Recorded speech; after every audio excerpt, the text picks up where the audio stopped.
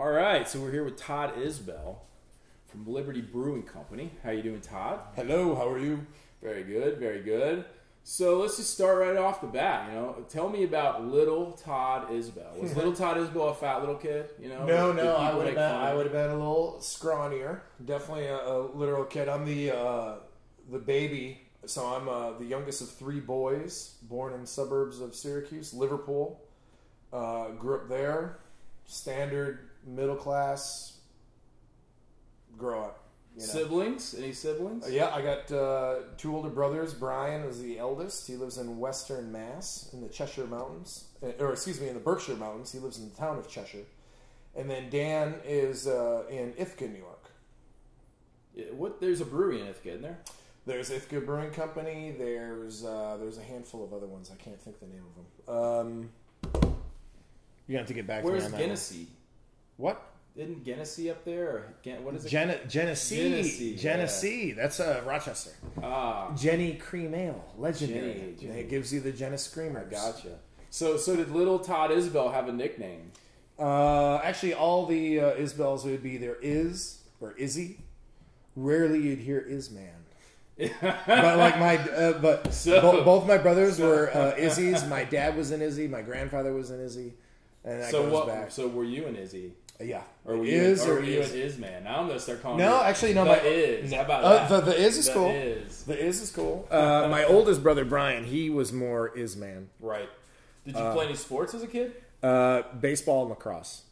Were you good at baseball and lacrosse? I was better than average in lacrosse, and I would say, average in baseball. What was your position in baseball? Baseball, shortstop, second base. That's the hot spot. I know. Well, honestly, probably first base, third base would be the hot spot in Little League. Well, yeah, technically the hot seat would be third, yeah. But the more difficult positions would be the entire middle of the baseball diamond. Right, so center field's more difficult. So high school sports at all? Or I did, long story short, grew up mostly playing Little League baseball, discovered lacrosse, growing up in Syracuse. That's kind of that's one of the big sports there.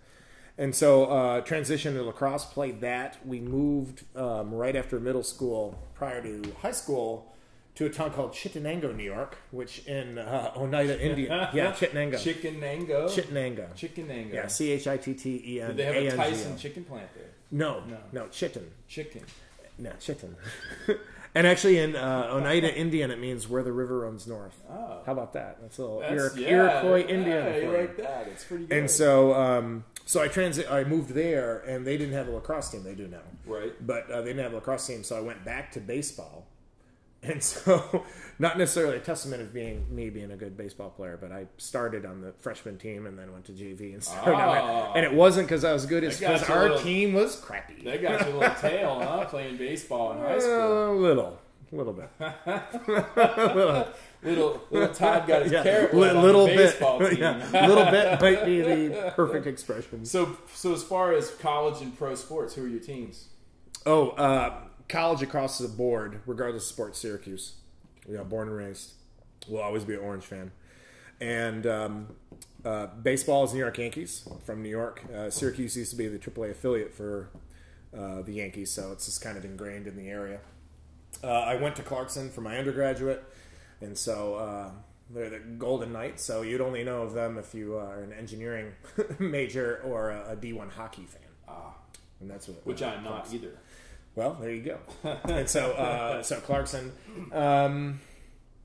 pro football. I like college sports across the board, with the exception of baseball. I enjoy college baseball, but I think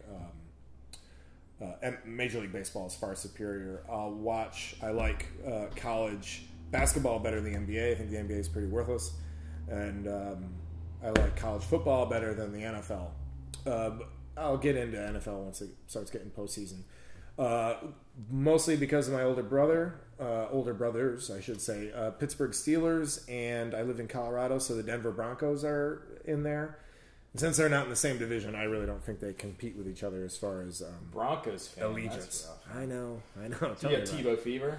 No, I hated Tebow. I think he was an annoying bitch. To be honest with you, he's got the Tebow fever. Yeah. Hey, Tim, while you're kneeling down, by the way. So a younger Todd Isbell, what was his music like?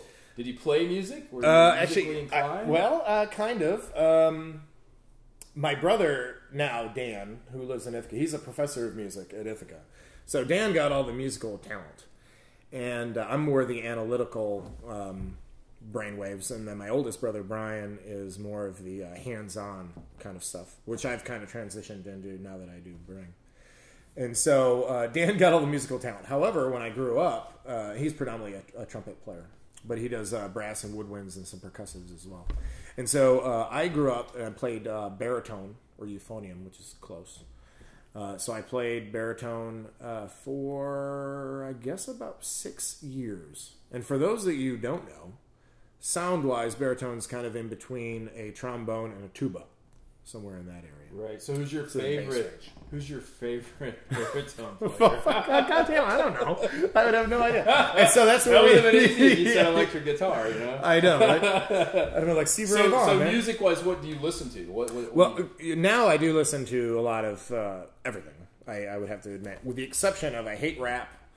The hip hop stuff, country music, I think is lame as all hell. And generically speaking, talking new country, surely not all country. Well, sure, yeah. There's a difference between Bocephus and this garbage that's coming out of like Rascal Flatts, which is about as wuss country pop glam as it gets. And so I could eliminate a few of those styles, but a lot of blues based rock. Standard blues, jazz, and then rock and roll runs the gamut. My favorite type of music would be, I guess, progressive rock, which a lot of those artists don't like that moniker. But so it'd prog rock, prog rock. So it would be King Crimson, early Gabriel era Genesis. Current bands be Porcupine Tree, which I think is one of the best bands in the world, and of that ilk. Or Peter Gabriel solo. Early Peter Gabriel solo is awesome. First 4 albums, fantastic. I agree with you. Yeah. Self-titled. What about Brian Eno? Early Brian Eno? He's a more of the soundscape kind of thing. Not before that though. The first 4 albums. Well, first 4 albums with Robert Fripp on there, fantastic. Agreed. I'll have to turn you on to that. All right. Okay. Exposure. Well, let's move to alcohol now. Ooh, little Todd Isbell decides he's going to sneak into the liquor cabinet. Okay. What is your very first memory of alcohol? Oh, first memory of alcohol would be sipping on beers, not liquor, because my dad worked for Miller Brewing Company as a kid growing up. So from when I was born until probably 8th grade-ish, right. My dad was a production manager. So he oversaw kegging, canning, bottling operations and getting beer out the door. So he wasn't a brewer per se, but he was obviously well versed with the process. No, what about your first memory of it'd probably actually drinking and it would be catching a buzz and okay? How old were you? Let me think. Oh, that's a good one because I do remember sipping. I do remember as a kid when Miller Clear Beer came out. That was a trial run for up in Fulton, so that's kind of amusing. But Milwaukee's Best would have been the cheap beer of choice that I was weaned on in the my formative years of high school. And so as far as getting all hammered and stuff like that, my first memory of getting completely the annihilated puking and all that stuff was my I guess I was a sophomore or a freshman in high school, and my brother was going with my mom to Juilliard in New York City for an audition. And my best friend Matt, who lived across the street, which is Route 5, we were the Route 5 connection. That's a good little snippet of information. That's a good one. Yeah, it's a shout out to Matt Gorney. Route 5 connection. Yeah. He lives in Brooklyn now. He does a video production and stuff like that. Right. And so we went in, and my mom likes gin and tonics. God bless her. And better than schnapps. Yeah. At least it wasn't peppermint schnapps. Yeah, but it was Beef Eater's gin. And we decided to play quarters. Oh, no. And what we had was Beef Eater gin, shots, room temp, with cherry Kool-Aid chasers. And we couldn't find a shot glass, so we used a soap dish. And I'll tell you, so if you won, you got to go again. And Matt had a streak. He whooped my ass.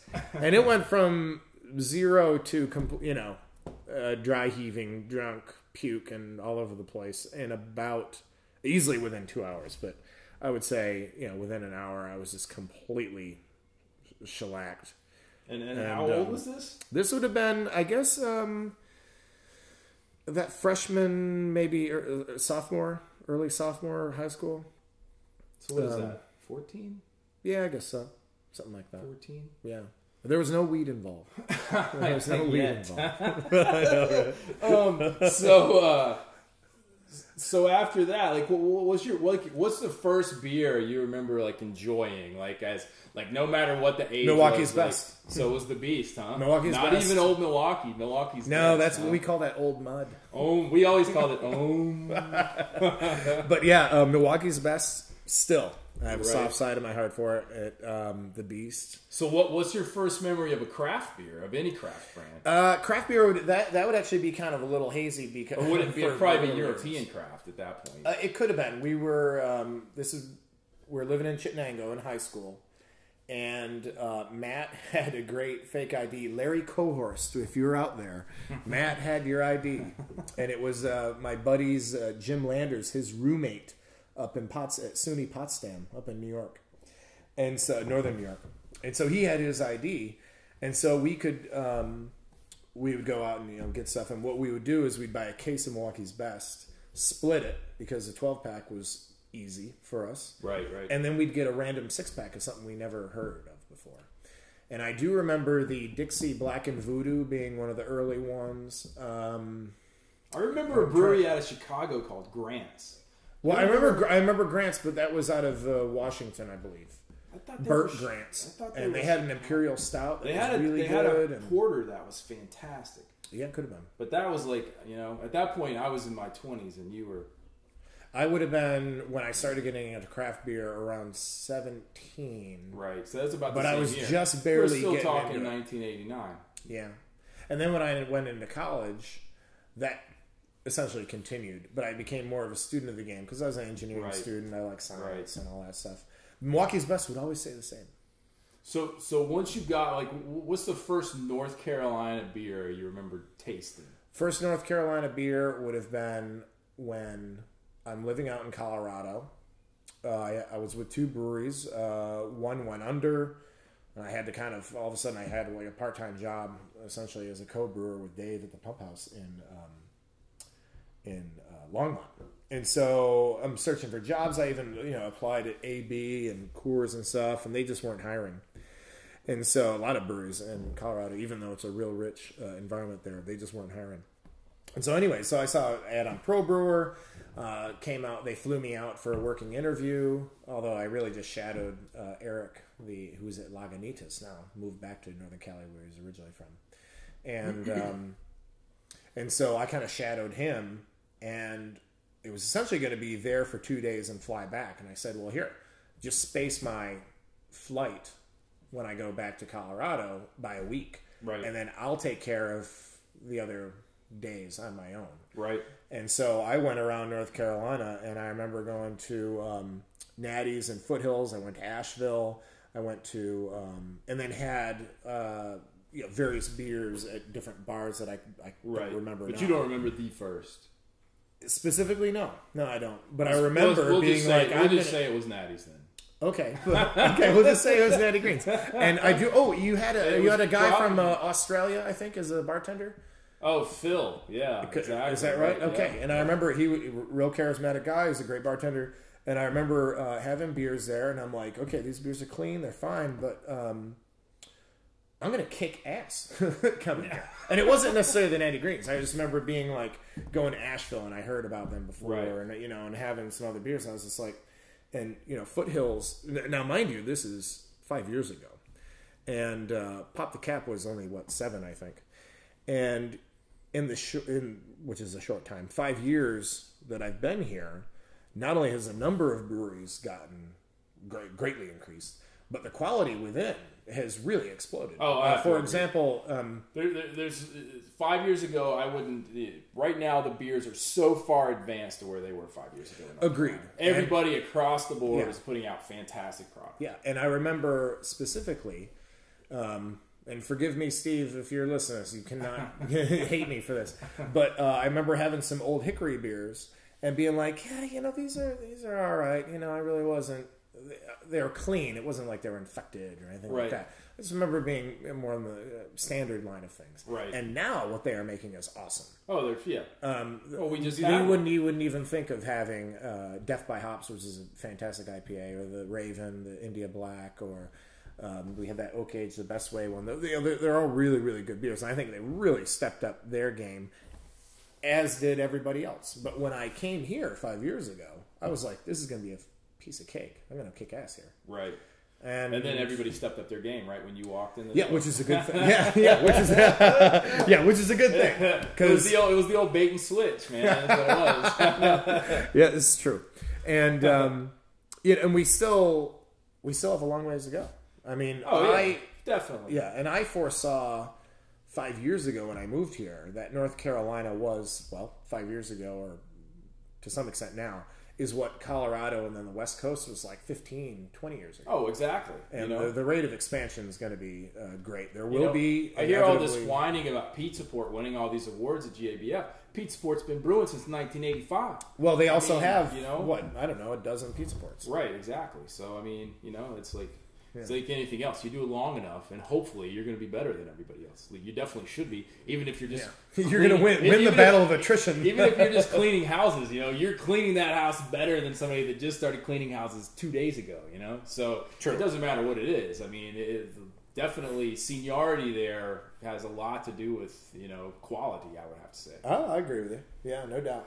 Well, at this point in the interview stage, we're going to move on to what we'd like to call the 1 minute soapbox. Ooh, 1 minute. So right now, you have exactly 1 minute to bitch, moan, complain. All right. Raise hell about anything you want. So go. All right, people. This is essentially about craft beer.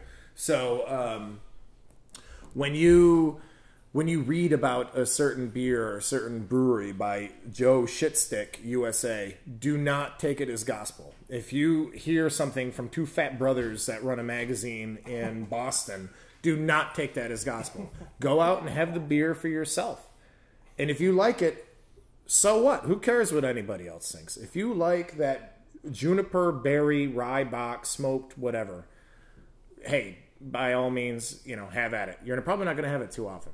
Anyway, so that's what it goes there. Follow your own instincts when it comes to beer.